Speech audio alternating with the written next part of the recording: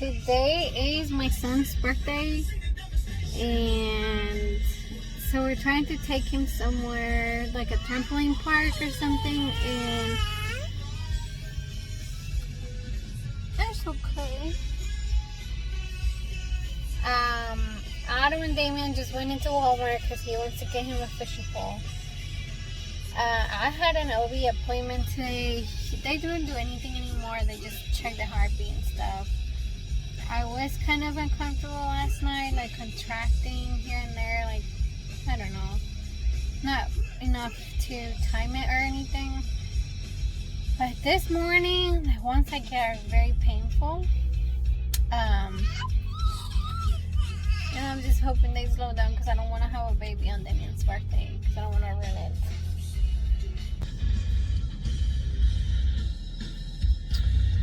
I hope I can make it at least until past midnight at least, so I don't have the same birthday. My dad, how good is cake? Cool. Look at that, dude. Paw Patrol, be there really fast. Happy birthday to you. Happy birthday, dear Damien. Happy birthday to you. Blow him out, dude. All right, let Axel help. 1, 2, 3, both. There you go. One more, Damien. All right. Yay. Happy birthday, dude. Love you. Yeah. Okay, and then you're going to go to level 2. Okay. It's the birth center. Okay? Alrighty. And what's your last name? It's Garzone, right? Okay, very good. We will see you very soon. Alright, thank you. Thank you. Bye. Bye-bye.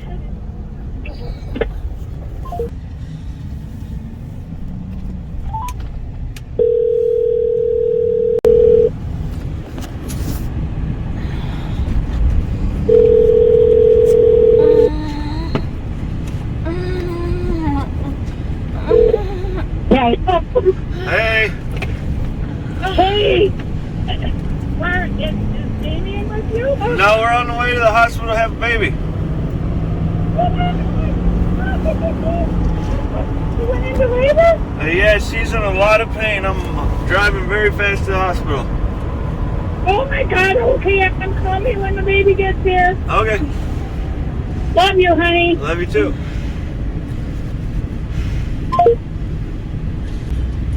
Is the baby coming out?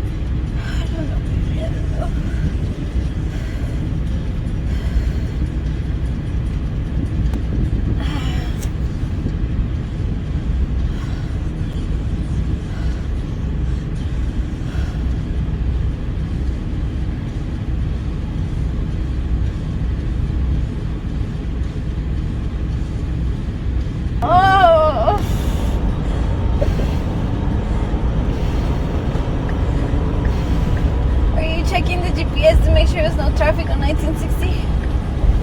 I was gonna take Beltway. Okay.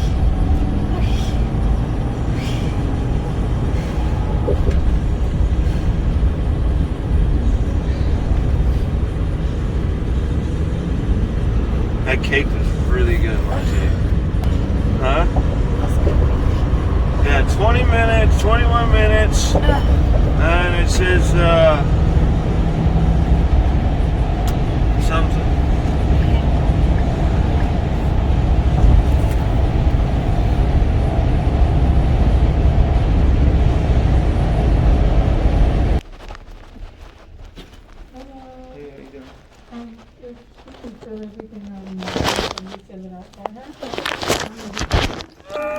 You're gonna push.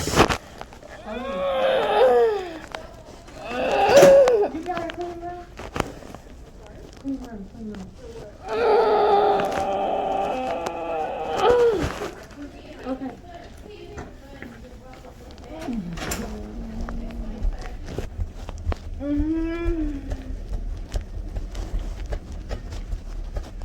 I don't know if we're gonna stay open or not. She can go right here to take the bathroom. Go ahead. Do you mind saying with her, giving her her name and so we can get her registered? What's your name, dear? Laura Garzon, Who's your doctor? Dr. Dwan. Okay, go ahead and get up for me, okay? Easier said than done, right? You're like, I'm trying to hold this in, man. You're trying to get me to stand up. Hi, yeah. Here, give me. Hi everyone. So I am with baby now. Adam went home for the night.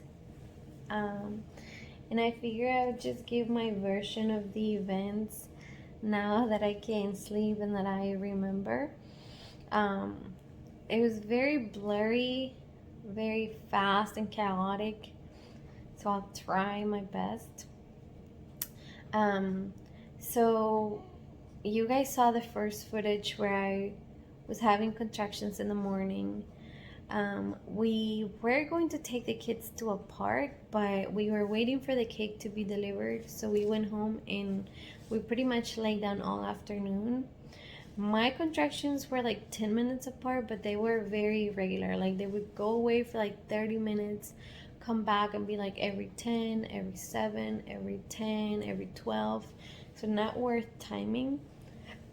And then around 5:30 or 6, our friends Rachel and David came over for pizza and cake with Damien, which it was such a blessing that they were there, because we were able to leave when we needed to leave because they were there and they were going to watch our kids. That wasn't the plan, but because of them we were able to leave right away. But when they got there, I was talking to them. I was fine. Once it was time for cake, like the pain hit me all of a sudden, and the contractions were strong. It was like no break in between. So I tried to go to the bathroom. I was able to go poop, and I was like, okay, maybe it was just that. But then I started kind of like sweating, and so I told them like, okay, you guys set up the cake, take pictures, videos. And I was able to go upstairs and grab my bag. Then I told Adam like, it's time to go, and I got out. I threw up before getting in his truck, and that's when I was like, okay, this is real. And so we drove, and like part of the trip I do remember like screaming like so loud, because I don't know, it was like the only way I could get, I don't know, like relief. Like breathing was just too soft for what was happening, so I was just screaming like so loud. And we made it to the hospital. When Adam pulled in, he took a right instead of a left. And I remember while he was driving around the parking lot, I was like, I need to push, and he was like, you can't. And I was like, oh God. And so we finally get to the door. He grabs a wheelchair for me, and we roll in, and he's like, put your mask on. And I'm like, I don't care about the mask. And the lady at the front that's like trying to stop us to like take our temperature and ask us like the whole questionnaire, like, have you traveled? Have you been in contact with somebody? Blah, blah, blah. And I'm like, no to all the questions. Let's go. And so they let us through.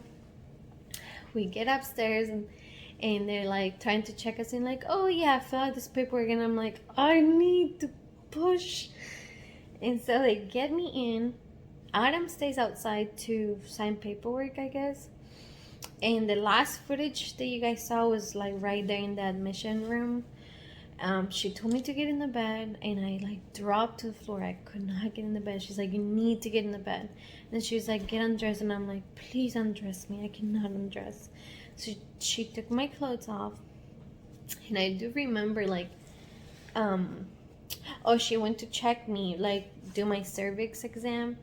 And she picked out the door, and she's like, she's at 9 centimeters.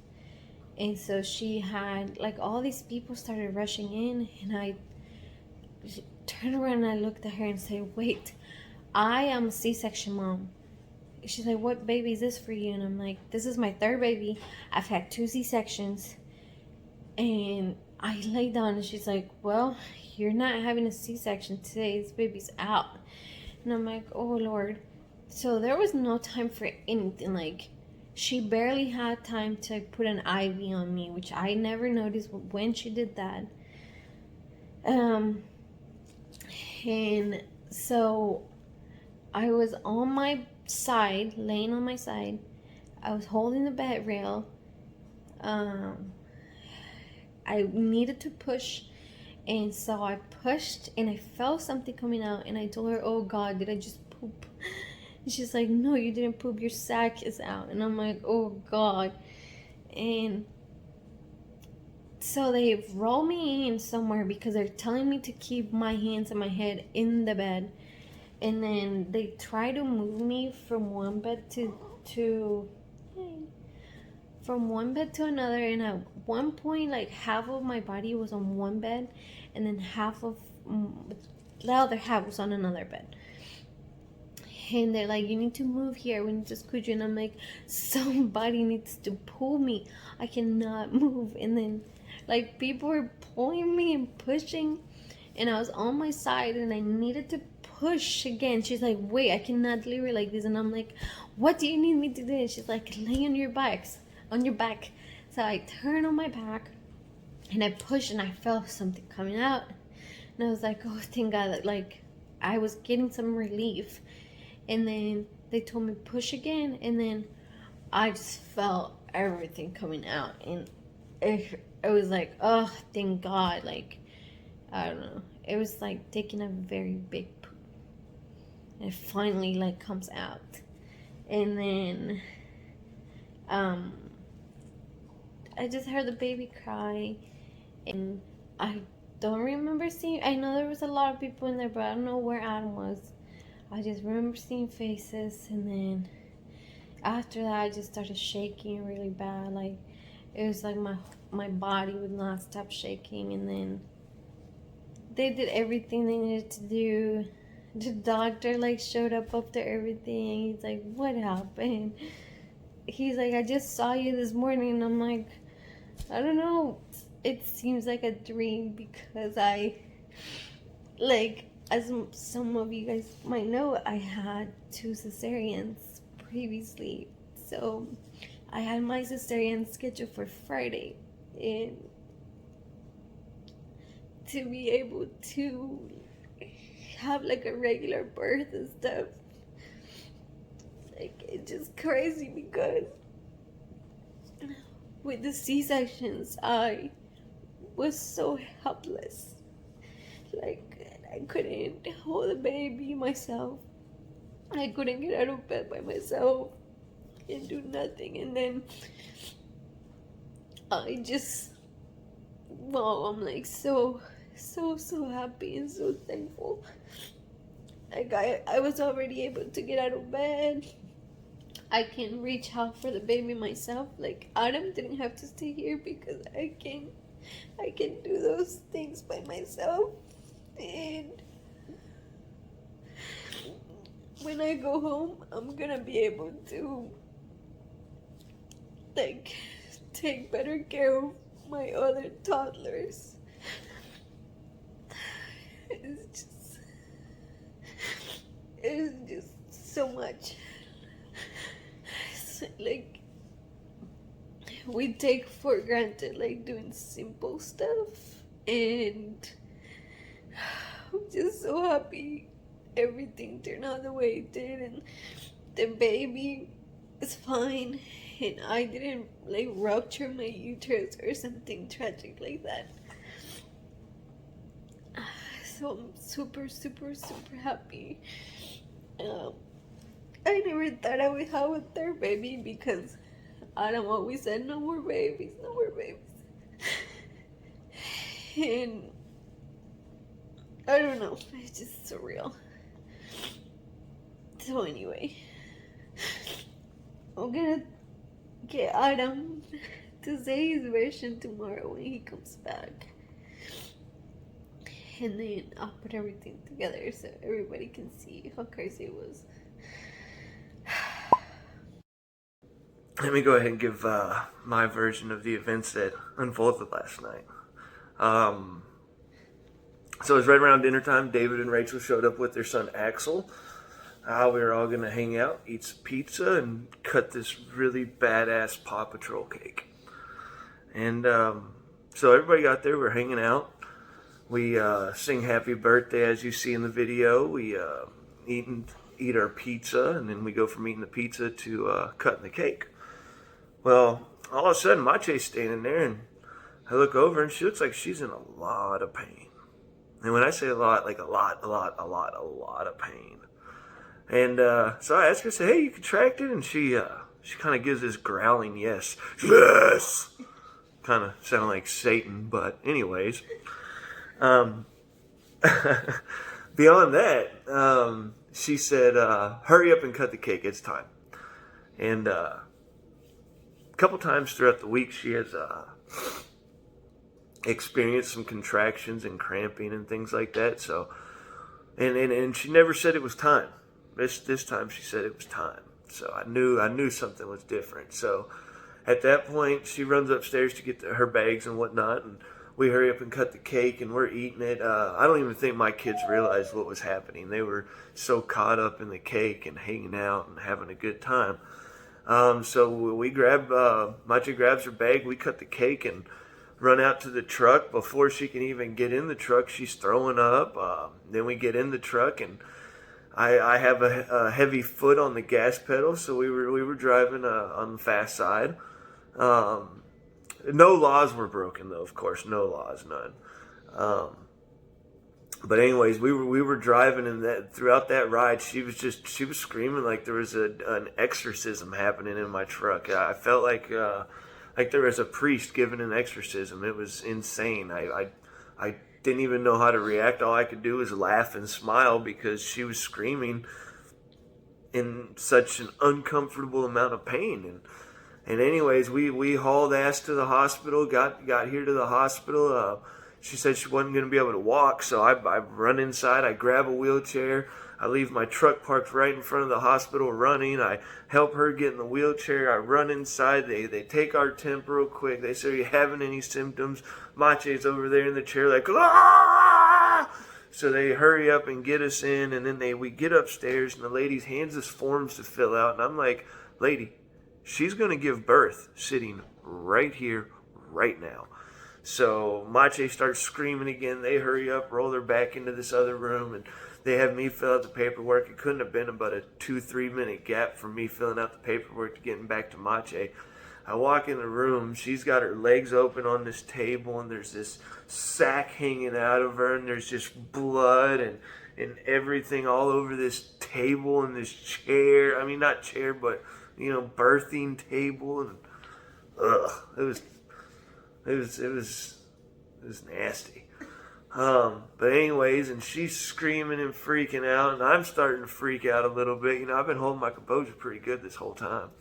And so anyways, they take us into another room, and we get in there, and I'm standing there, and I'm holding Mache, and then they tell her push, and she pushes once, and all of a sudden you see this little head pop out. Now keep in mind, Mache, she was supposed to have a C-section on Friday. She's already had 2 babies, and both were C-sections. She was not supposed to have a natural birth, and that always bothered Mache. She always wanted a natural birth.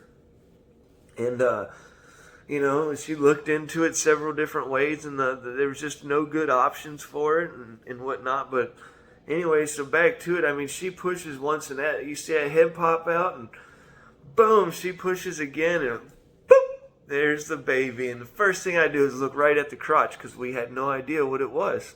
Which you're about to find out, okay? I'm not going to tell you yet. I'm not ruining that. You thought you were going to find out, didn't you? You little fuckers. Not happening now. But anyways, so boom, baby comes out. First thing I do, I go right to the crotch, and I find out. We find out the weight. You're going to find that out too. You're going to find out every little thing you need to know, okay? So you just wait. But anyways, baby comes out. Baby starts crying. Baby's healthy. Baby's happy. Well, I wouldn't say happy. Kind of freaking out, crying and whatnot. But anyways, mama's happy. Mama's healthy. It worked out really awesome because instead of having a C-section and a long, hard recovery after a major surgery, now we got to have a natural birth. And Mache got to accomplish something she's never thought she'd get to do. So, it happened on Damien's birthday, so now I have 2 kids that share the same birthday. I mean, what are the chances? There's 365 days in a year. And I have 2 of them on the same day, 4 years apart. Pretty dope if you ask me. But anyways, that is my version of the events that unfolded. It's my story. I'm sticking to it. Anything else, I plead the 5th. I will not incriminate myself or my family. Just kidding. Love you guys. Peace out. You're just too good to be true. Can't take my eyes off you. You'll be like heaven to touch. I wanna hold you so much. At last our love has arrived, and I thank God I'm alive. You're just too good to be true. Can't take my eyes off of you. Pardon the way that I stare.